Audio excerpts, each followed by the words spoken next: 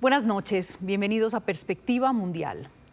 De tanto escucharlas, sin ver cambios, las penurias de Cuba se volvieron casi normales para el resto de América Latina. Pero los casi 10 millones de habitantes de la isla están enfrentando su crisis más grave desde el colapso de la Unión Soviética en 1991. La captura de Nicolás Maduro y la suspensión de los envíos de petróleo venezolano desataron en estos 40 días una dramática escasez de combustible que tiene ese país no solo apagado, sino prácticamente paralizado. La ONU expresó hoy su preocupación extrema por el agravamiento de la situación en medio del embargo comercial y financiero que lleva décadas, los desastres climáticos y las nuevas medidas de Estados Unidos que impiden las entregas de petróleo por parte de otros países so pena de sanciones. ¿Qué viene para Cuba? ¿Se acerca, como algunos anticipan, el fin del régimen comunista? Para hablar de eso nos acompañan Carolina Urrego Sandoval, profesora investigadora en la Facultad de Finanzas, Gobierno y Relaciones Internacionales de la Universidad Externado de Colombia. Ella es doctora en Economía Política Internacional del King's College de Londres. Y Ricardo Torres, quien está en Washington y es doctor en Ciencias Económicas de la Universidad de La Habana. Él es investigador del Centro de Estudios de la Economía Cubana, con sede en La Habana. Bienvenidos a los dos. Gracias por estar con nosotros. Gracias. El gobierno cubano anunció esta semana un paquete de medidas de emergencia para paliar esta crisis que incluyen el recorte de la jornada laboral a solo 4 días, teletrabajo, la reducción de la jornada escolar, el cierre de muchos hoteles, entre otras cosas, por supuesto, también restricciones a la venta de combustible que se han traducido en la práctica en una parálisis de la vida, tal como la conocemos, la vida cotidiana. Por eso los invito a empezar esta charla escuchando algunos de los testimonios de quienes están ahí en Cuba y están enfrentando esta difícil situación. Las medidas, te podría decir sin palabras porque no nos remedian el problema. Quizás a algunos les resuelvan, pero no nos remedia el problema a el % mayor de los cubanos que tenemos que hacer trámites, que tenemos inclusive que ir a trabajar, etc. No puedo ahora mismo moverme. Tengo familia en la provincia, tengo viaje que hacer, todo está cancelado, no hay a dónde, no hay nada. Estás paralizado aquí. Y es más la impotencia por el qué va a pasar, la incertidumbre. Actualmente la situación del turismo es crítica. Y la situación de los carros actualmente, cuando te estás dando cuenta que hay pocos carros porque hay poco combustible ya. El que tenía una reservita la tiene guardada porque fue la que pudo guardar cuando había combustible, pero ahora mismo la situación es crítica. El turismo viene siendo como un salvavidas históricamente para todos los cubanos, y si eso se afecta, ahí sí vamos a estar mal, porque aparte el turismo, por ejemplo, de mí depende mi familia, o sea, y de él o de aquel, toda la gente que vive del turismo, eso es una cadena. Bueno, ahí vemos algunos de los efectos que se sienten en Cuba, en la vida cotidiana. Y empiezo con usted, señor Torres, para preguntarle qué está pasando en Cuba, cómo podría uno poner en contexto esta crisis, leyéndola desde la ya acostumbrada crisis y escasez de siempre. ¿Por qué es tan grave lo que está pasando en este momento? Sí, gracias por la invitación. Efectivamente, lo primero que yo diría es que tenemos que tener en cuenta que Cuba viene arrastrando una crisis, como usted decía, desde hace muchos años y particularmente desde el año, digamos, desde el impacto de la pandemia hasta acá, la situación ha ido a mucho peor. Los apagones no son nuevos en Cuba tampoco. Antes de lo que ha empezado a pasar este año ya había cortes de electricidad importantísimos, restricciones importantes también para el acceso al combustible, problemas con los alimentos, o sea, que hay una población que ha atravesado varios años de una crisis muy importante y que ahora se encuentra con un agravamiento de la situación. Efectivamente, Cuba es un país que depende de la importación de combustible. Casi el 60% de las necesidades del país dependen de las compras fuera de la isla y por lo tanto cualquier interrupción, y estamos hablando que prácticamente esa interrupción ahora mismo se presenta como total de esas compras, pues va a tener un impacto severísimo en la vida de la gente, tal cual están describiendo los propios habitantes que han sido entrevistados acá. Entonces, bueno, pues de crisis a un agravamiento de ella, con consecuencias tremendas, ¿verdad? Porque sin combustible, que es un insumo básico para cualquier proceso productivo, la vida social, pues prácticamente todo lo demás empieza a paralizarse. Y es una cadena que va extendiéndose a lo largo y ancho de la economía y de la sociedad, ¿no? Estamos viendo un efecto muy importante y es el cierre de los hoteles. Además, la suspensión de los vuelos de muchas aerolíneas, sobre todo las que tienen largos trayectos, porque no tienen posibilidad de repostar, de tanquear en la isla para regresar. Esto, por supuesto, se está traduciendo en la parálisis del sector económico que literalmente sostiene la isla, que es el turismo. ¿Cómo hablamos de ese impacto, Carolina? Buenas tardes, Margarita. Realmente lo que la isla está experimentando en estos momentos termina siendo un ataque en diversos frentes a partir de las medidas impuestas por los Estados Unidos. Lo que tú mencionas es una dimensión que tal vez no se había visto, no estaba tan evidente hace algunos días, y básicamente es el ataque a la principal actividad económica de muchos cubanos, que es el turismo. Hemos visto a través de distintos medios cómo diversas aerolíneas y diversos vuelos han estado estancados en la isla debido precisamente a la falta de combustible.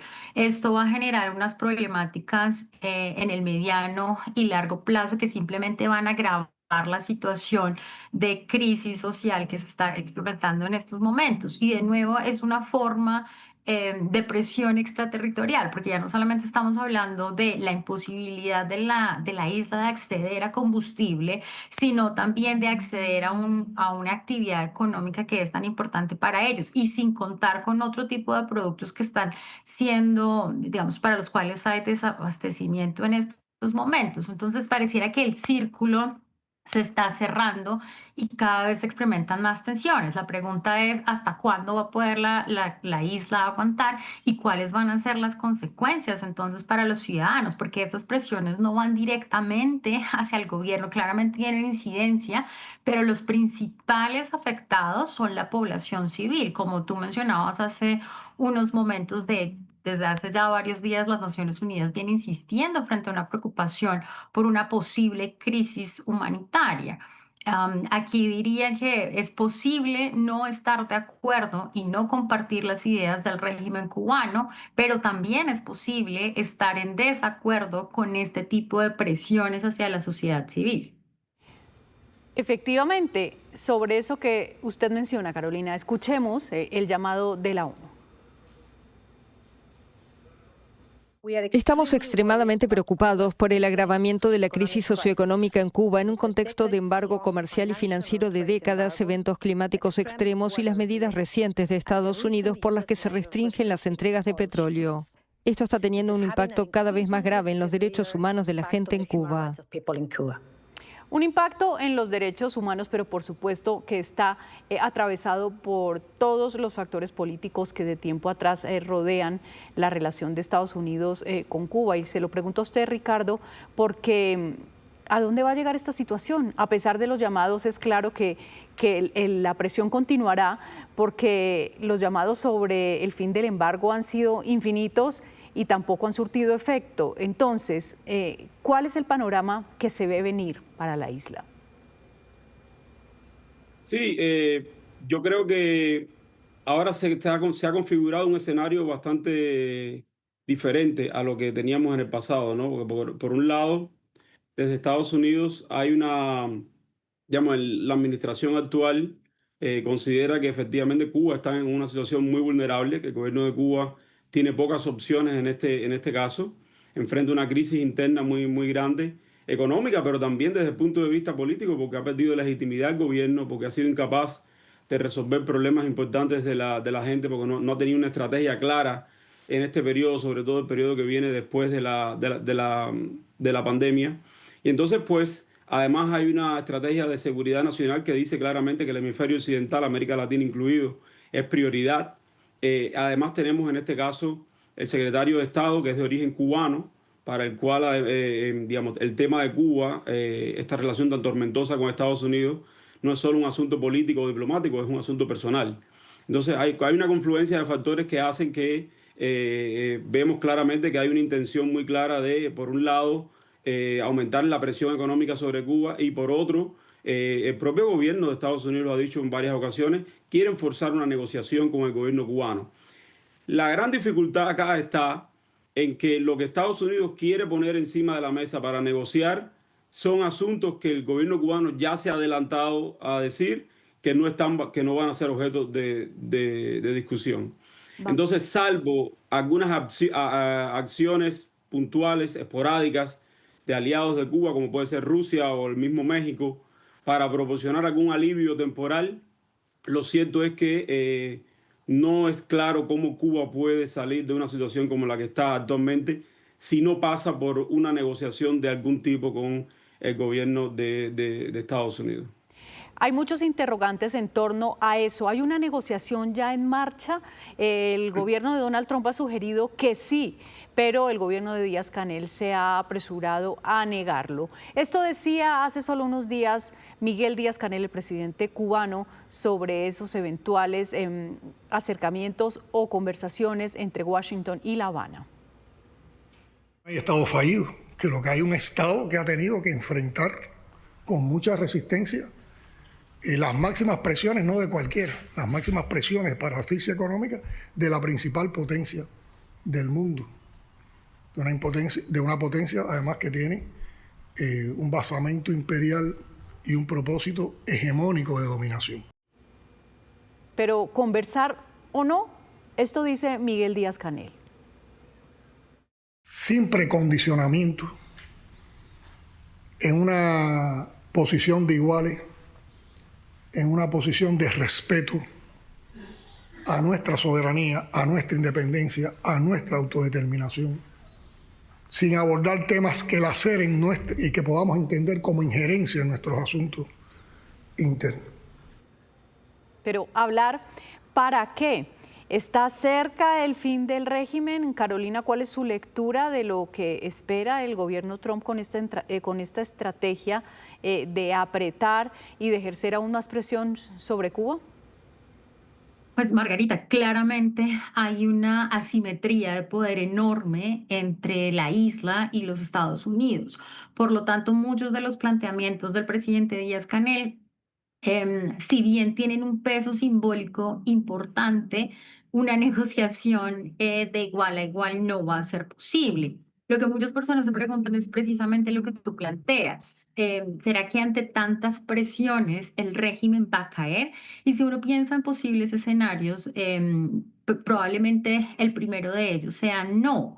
La isla, si bien está pasando por un momento coyuntural y muchas de las cosas que Ricardo planteaba son acertadas, tiene experiencia básicamente resistiendo este tipo de presiones. Eso por un lado. Luego tenemos, no existe una oposición fuerte o clara en Cuba, ¿sí? Tiende a hacerse un símil con el caso venezolano, en el que incluso después de remover a Nicolás Maduro no se han dado mayores cambios. En la isla, en Cuba, sería mucho más complejo porque digamos, una oposición fuerte no existe. Después de tantos años de dictadura, cualquier cambio sería realmente lento, sería paulatino, más porque sabemos que si bien los Estados Unidos ha definido y está cada vez más enfocado en lo que ocurre en Latinoamérica y en el Caribe, no va a intervenir directamente.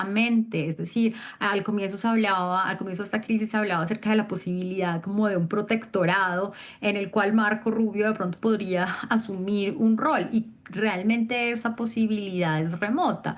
Entonces, un segundo escenario podría ser realmente entrar en una forma de negociación, porque la presión para el gobierno cubano es enorme. ¿Qué tipo de negociación? Digamos, aquí tendríamos que entrar a revisar cuáles son los verdaderos intereses, digamos, cuáles son los grandes intereses que tendría Cuba en la isla, más allá de esta idea de un cambio de régimen, y podríamos pensar en digamos, qué alternativas económicas o qué elementos podrían beneficiarlo. De nuevo, comparándolo con el caso de Venezuela, un interés enorme fue el petróleo.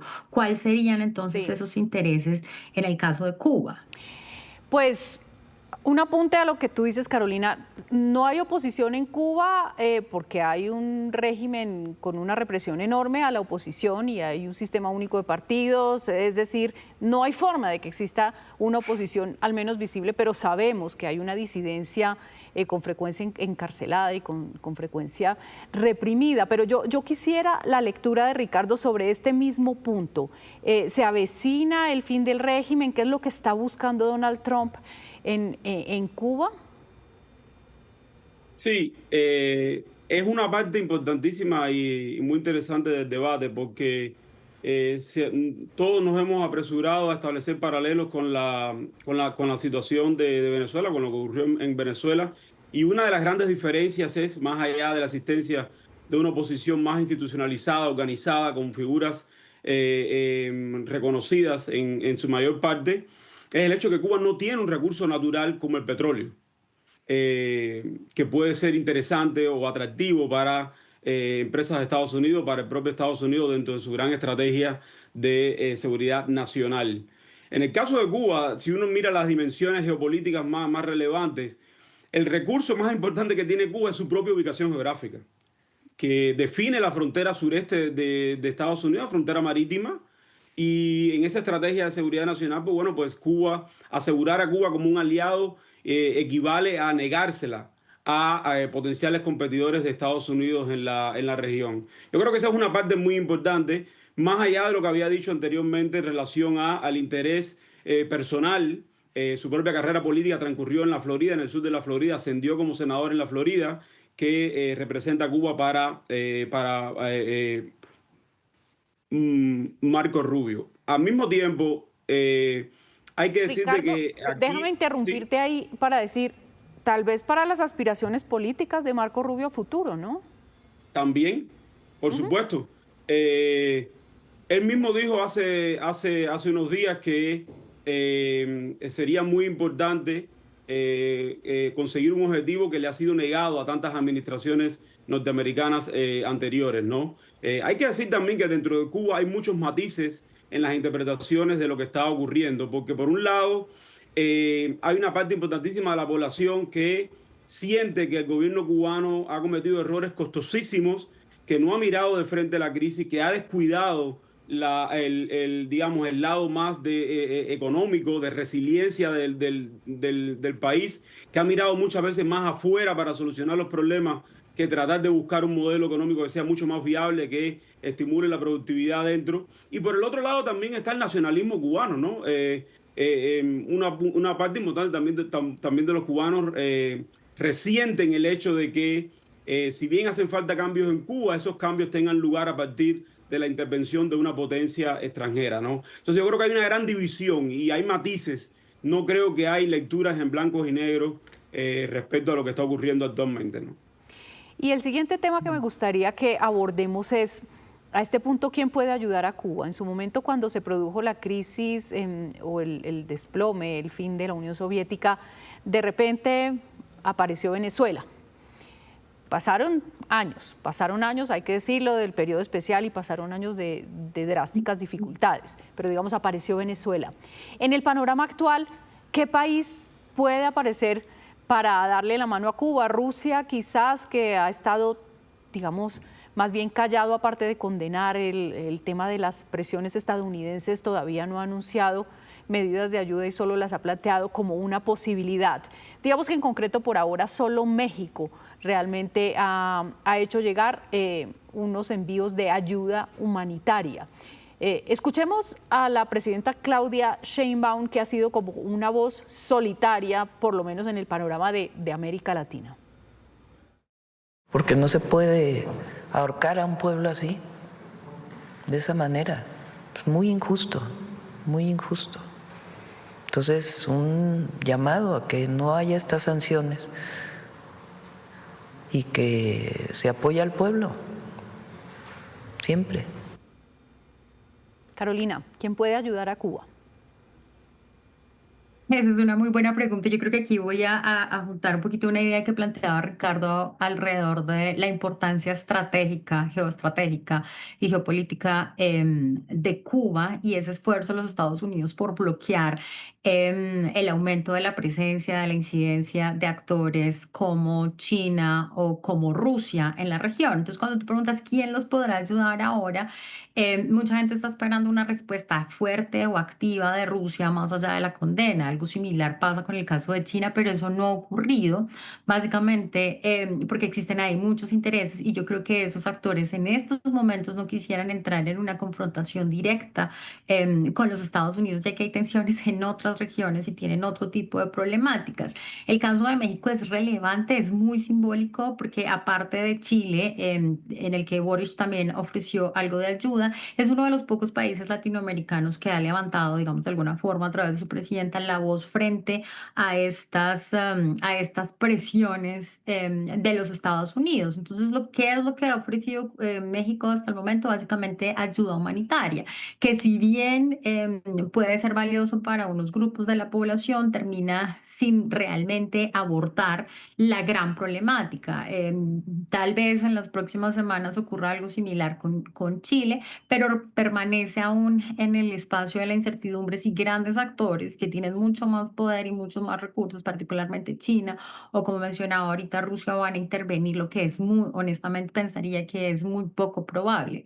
Y vemos también movimientos como de la sociedad civil, que si bien no van, Sí. digamos, a detener este fenómeno, sí nos muestran que hay una creciente preocupación a nivel internacional por esta situación de la sociedad civil. Un caso de estos es la famosa Flotilla de la Libertad, que digamos de alguna forma ya está empezando todo un movimiento ahora para dirigirse a Cuba. Independientemente de las opiniones o de las divisiones que esto genere, vemos de nuevo este interés desde distintos grupos de sociedad civil en el mundo.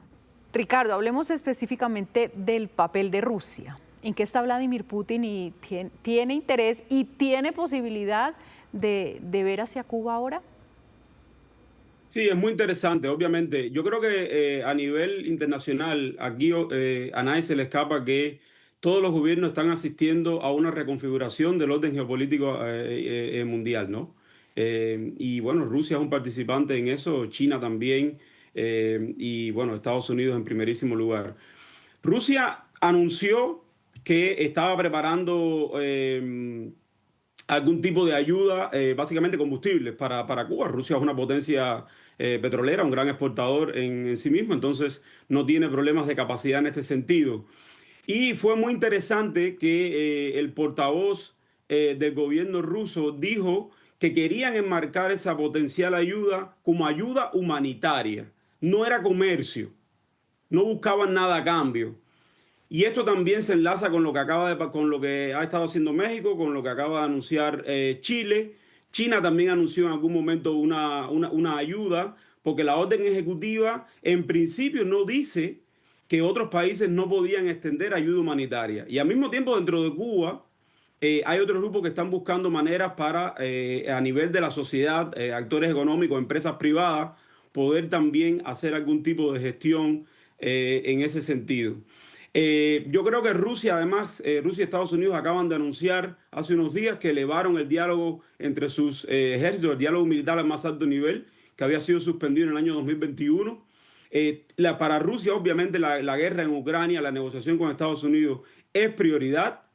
Entonces, en ese sentido, creo que tienen que navegar muy finamente y obviamente lo dijeron de manera muy clara. Queremos ayudar. Vamos a enmarcarlo como ayuda humanitaria en este momento. No queremos escalar una confrontación con Estados Unidos. Del lado de Cuba, la lección es muy rápida.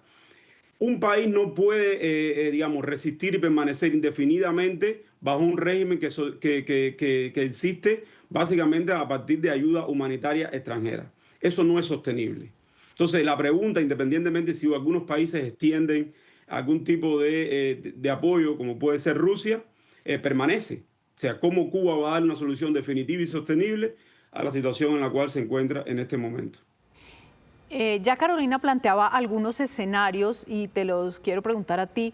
Ricardo, porque entonces en esa situación, ¿qué puede pasar? Hay muy pocas posibilidades, digamos, de lo que se pueda denominar una implosión, una cosa interna, una fuerza opositora capaz de movilizarse. Es decir, los cubanos con tantos años de penurias, de restricciones, en fin, muy pocas posibilidades de que desde la sociedad civil algo propicie un cambio. Entonces, ¿cuál puede ser el escenario si realmente estás diciendo el país no es viable y no es sostenible,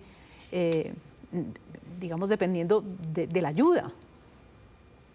Claro, para mí es muy interesante también que desde que tuvieron lugar los acontecimientos en Venezuela, el propio gobierno de Estados Unidos, el presidente Donald Trump, dijo explícitamente que buscaba una negociación con el gobierno cubano y que esperaba que estos alcanzaran un acuerdo con ellos. Y ha repetido varias veces que estaban intercambiando mensajes. El gobierno cubano dice que no hay una negociación, pero también reconoce que intercambiaron mensajes. Obviamente, si algo importante está pasando ahora mismo, no será el momento en el cual lo van a dar a conocer públicamente. Pero lo cierto es que uno puede entender que a partir de esas declaraciones hay un reconocimiento de que incluso para provocar un cambio, para conseguir un cambio fundamental en Cuba, se necesita algo del régimen que existe en la actualidad. Esto es importante.